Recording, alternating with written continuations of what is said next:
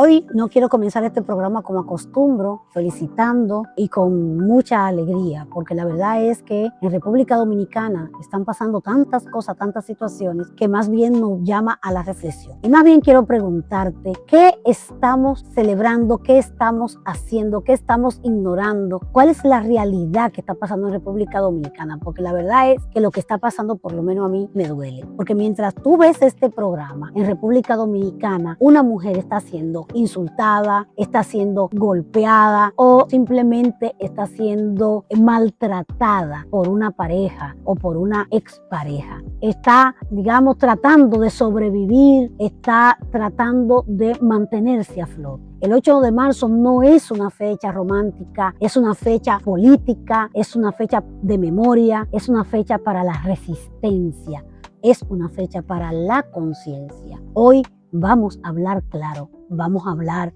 de lo que está pasando con nuestras mujeres en el marco de la violencia que vivimos en marzo y en todo el año. Vamos a hablar de ese 8 de marzo que conmemoramos cada año para recordarle al mundo, para recordarle a todo el país, en el caso de República Dominicana, que existe una violencia contra la mujer.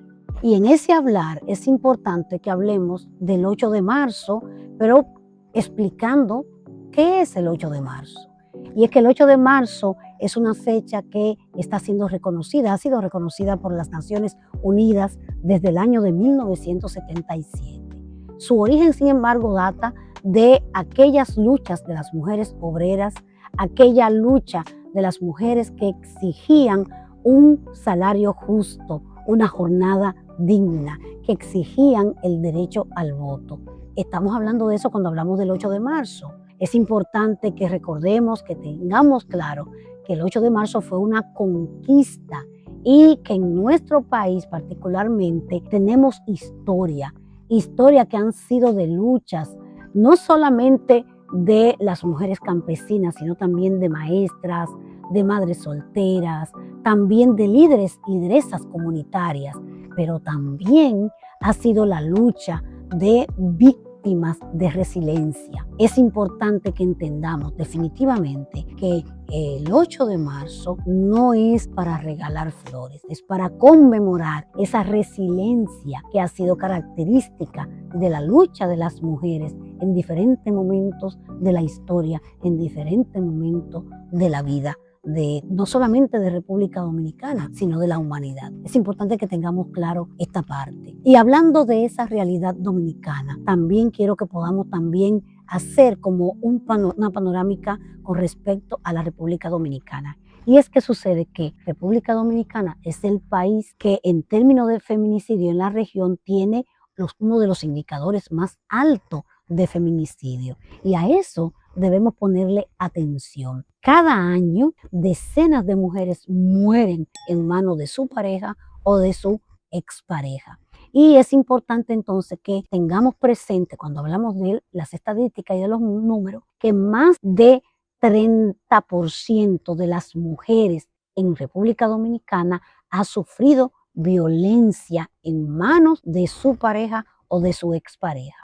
Esa violencia que significa que probablemente en este momento, si hablamos de esa cifra de un 30%, es muy probable que en este momento en que tú estás viendo este programa, una mujer esté siendo víctima de violencia. Y es importante entonces que tengamos esto claro. Esa violencia no empieza solamente con golpes, porque siempre relacionamos la violencia a los golpes, a lo físico, a lo que se puede observar y se puede ver. Esa violencia también es simbólica, también es una violencia de control. ¿Y cómo se ejerce esa violencia del control? Bueno, preguntando dónde estás, revisando su celular, preguntándole con quién hablas, también pidiéndole que le enseñe el celular. Esa violencia también empieza con el aislamiento, aislando a la mujer, tanto con relación a sus familias, a sus conocidos, conocidas, a sus amigos, amigas, aislándola de todo su entorno de socialización.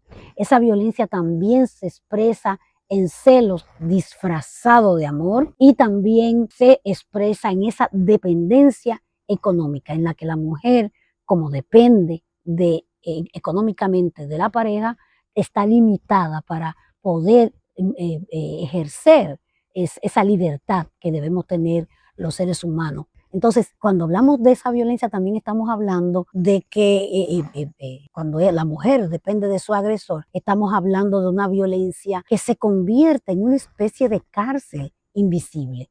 Porque para el colectivo que observa no se está sufriendo violencia, sin embargo sí se está sufriendo violencia y de alguna manera para la sociedad es algo invisible, solo la conoce quien la está viviendo en ese momento, o sea, las mujeres. Esa violencia también muchas veces es importante que nos preguntemos qué es lo que está pasando, porque la gente lo que suele preguntar es que por qué no lo deja, pero no es tan fácil el dejar, tiene muchas implicaciones. Lo que quizá debamos preguntarnos quienes estamos en el entorno es, ¿tienes dinero? Preguntarle a ella, ¿tienes dinero? ¿Tienes apoyo? ¿Tienes dónde vivir? Porque todo esto está íntimamente vinculado a la permanencia que puede tener la mujer en permanecer en el escenario de la violencia porque no tiene otras alternativas. Entonces, las preguntas no es por qué no lo dejas, sino preguntar, repito, ¿tienes dinero? ¿Tienes dónde vivir? Y también preguntarnos si el sistema la está protegiendo, porque también tenemos que velar porque el sistema haga su función y también actúe como un ente de garantía de derechos, que es lo que el Estado Dominicano está llamado a hacer. Entonces, las mujeres dominicanas también es importante resaltar que dedican más del doble del tiempo que los hombres a trabajo doméstico que además no es remunerado. Y eso también es una manifestación de violencia, esa carga que tenemos las mujeres con el mundo privado que es el hogar. Y cuando también tenemos la oportunidad de salir a ese mundo público, se convierte entonces en una doble jornada. Y eso, todo eso lo que hace es definitivamente limitar esa independencia que la mujer debe tener y a la que tiene derecho, de hecho, a tener. Entonces, todo esto, ¿qué limita? Limita su crecimiento, limita su libertad y también la violencia siempre deja moretones, no necesariamente físicos, a veces, muchas veces, generalmente son moretones que llegan al alma, que están más en lo emocional y esas son todavía mucho más lacerantes que las físicas. También deja miedo, deja también culpa y algo que es muy peligroso, deja silencio. Un silencio particular, pero también un silencio social. Una sociedad que observa y calla, que decide no proteger y que decide no acompañar. Es importante también que hablemos de las nuevas formas de violencia. Hay nuevas modalidades, nuevas formas, porque la violencia también increíblemente evoluciona. Y cuando hablamos de nuevas formas de violencia, no podemos dejar fuera esta violencia digital. Dentro de esa violencia digital está el ciberacoso, la difusión de imágenes sin el consentimiento de la persona. También hay que hablar de ese control que puede estar en tomar la contraseña de la persona para entrar a sus redes sociales.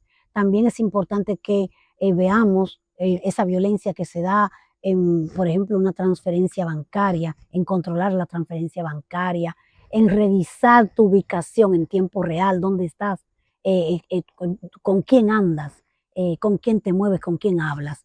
Esa violencia, y volvemos a la violencia económica también, que es el negar dinero, el controlar el gasto, que también es otra manera en la violencia económica de manifestación. Prohibir trabajar, prohibirle a la mujer trabajar, que es una tendencia también en muchos hombres que no quieren que trabajen, pero es para controlar también que no salgan, que no se junten con otras personas, que no compartan, que no convivan con otras personas, incluyendo los familiares. También muchas veces esta violencia se normaliza y ahí hay que tener mucho cuidado. Todas estas violencias suelen normatizarse y en esa normatización de la violencia se normaliza, por ejemplo, el plantear, así son los hombres. Cuando los hombres hacen algo que está relacionado a la violencia, la justificación es que así son los hombres, como que, bueno, o sea, así son ellos, hay que dejarlo pasar. Otra expresión común también es que es por amor, que eso lo hace por amor. Incluso en los mismos feminicidios se suele decir, muchas personas suelen decir que la mató, que la asesinó porque la amaba. Vamos, el amor no mata, quien ama no mata. Quien ama protege, cuida, pero no una protección para control, sino una protección de amor. Y tampoco el amor se ejerce bajo celos, eh, eso de es celoso porque la quiere. No, definitivamente no. No se puede justificar los celos sobre la base de que la quiere o de que la ama tampoco. Entonces a todo esto hay que decirle que no.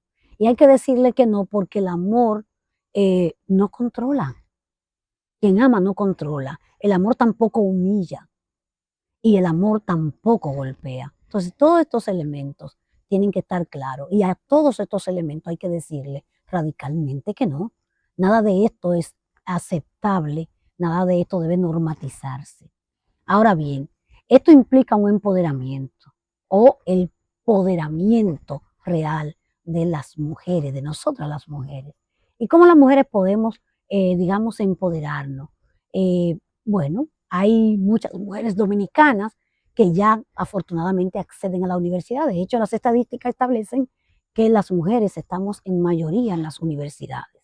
Claro, con esto no estoy planteando que deseamos que los hombres queden fuera. Es importante que ellos también estén, porque si no se crean desbalances que tampoco son buenos, que no son tampoco convenientes. También es importante que reconozcamos que hay más mujeres emprendedoras, hay más mujeres en el mundo también empresarial, que hay más mujeres que ocupan espacios también en los espacios públicos, quizás no necesariamente en los espacios de toma de decisiones, pero sí ya cada vez somos más en esos espacios públicos y vamos ganando espacio y terreno. También es importante resaltar que esos avances han implicado, digamos, un empoderamiento o un empoderamiento de las mujeres en, en una serie de escenarios como las redes sociales, ¿no? Y en escenarios también que tienen que ver con el mundo de la comunicación. Ahora bien, eh, esa, ese empoderamiento también requiere como una parte complementaria esa educación financiera que necesitamos también las mujeres para podernos administrar, el saber que nosotras podemos, que la mujer puede decir también que no cuando se trata de ciertas situaciones, que las mujeres también podemos decir que no. Y que ese no también sea respetado. O sea, las mujeres podemos y debemos decir que no.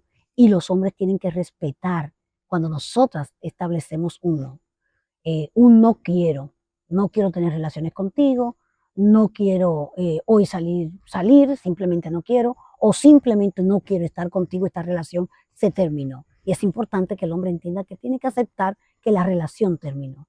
Las mujeres también en esa dinámica de ese empoderamiento, también es importante que hagamos conciencia sobre el valor que nosotras tenemos. Nosotras las mujeres tenemos que reconocer también nuestros valores, nuestras condiciones, nuestras capacidades, que somos capaces de hacer muchas cosas y que podemos también hacerlo solas. No tenemos necesariamente que tener una compañía ahí que nos gestione ese poder.